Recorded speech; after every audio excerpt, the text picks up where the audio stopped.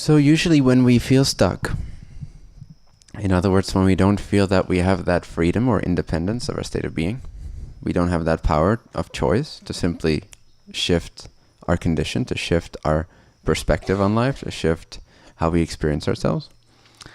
It's usually because we believe that what is actually real. Whether that's the physical body, an emotion that comes up, that it seems right or seems accurate or seems to actually be real, or whether that is just the overall state of being that we're used to, that we by now feel like, oh, this is how I am, this is who I am. In other words, we're only stuck by choice still. Like, we place ourselves in that reality. In other words, we choose that that's what is true. And because we choose to believe that that's what is true, then we can have other imaginations or desires for a different flavor of being. But it won't be experienced because we believe it's not real, whereas this is real. And with the experience or the belief, this is real, what I'm experiencing now is the reality of my experience, and it's real, really real, usually comes a sense of solidity, of time, of process, of heaviness, of cause and effect. Like, it needs its time to change. It can't just change like that. Why? Because it's really real.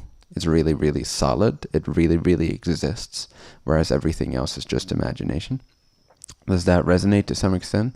Even with the physical body and the emotions and the thoughts? Or the on-off switch? Like, at that point, that is what seems so real to you. Whatever that reason may be for switching off. So even just, you're not going to force yourself out of that, but even just to see that, to see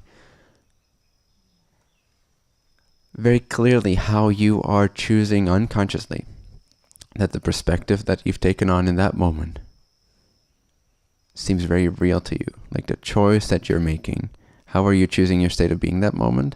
By choosing to attach it to something that appears as part of what is. And you're giving it a lot of credit, in a sense. You're giving it a lot of reality. Whereas it doesn't need as much of a reality if you don't give it as much of a reality. So that's really all there is to that. And it may take some time to clarify this for yourself, especially when those perceptions feel really intensely stuck, or feel really intensely physical, or feel really intensely emotional, etc. It may take some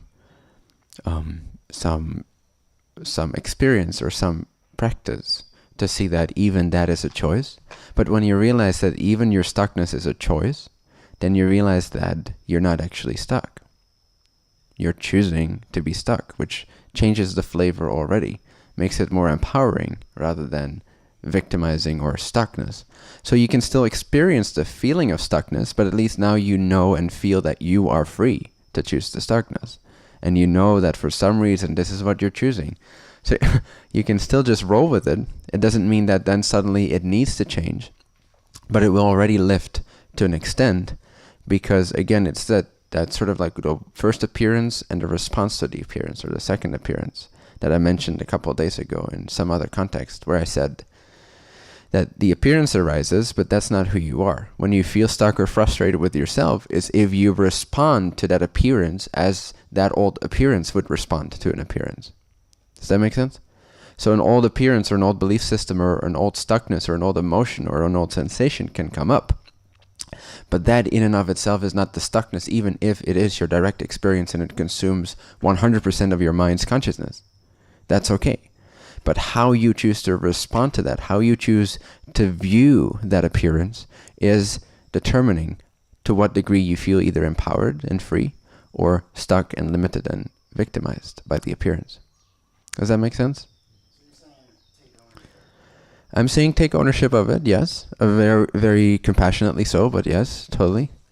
Take ownership of it, meaning that, okay, this is what is. That doesn't mean that you need to, you don't need to equate empowerment with the appearance having to change. Because if you do that, you make yourself stuck again, because chances are that the sensation will linger for a bit, and that's fine. So if you equate your freedom to the sensation having to change at will, then you're actually making yourself dependent upon that idea, which is not empowerment, it's victimization, a subtle form of it.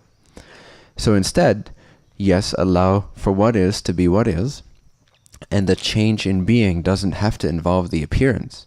It can simply be a change in attitude towards the appearance that's still there. In other words, nothing changes in your internal or external experience, except for your approach towards it, your understanding of it, your understanding mainly that it is by choice, that it is by agreement, that the stuckness is experienced, that the physicality is experienced as distracting, or the emotionality is experienced as sucking you in or demanding your attention. That is true, but that's by choice. That's because you've given meaning to the appearance in some way, and therefore you believe it's real. If you see that that's okay, but that's by choice, then that already frees you up, and that allows you to actually start making some changes very gently, very subtly, simply by feeling more elated, simply by seeing yourself through a more empowered perspective. Does that make sense?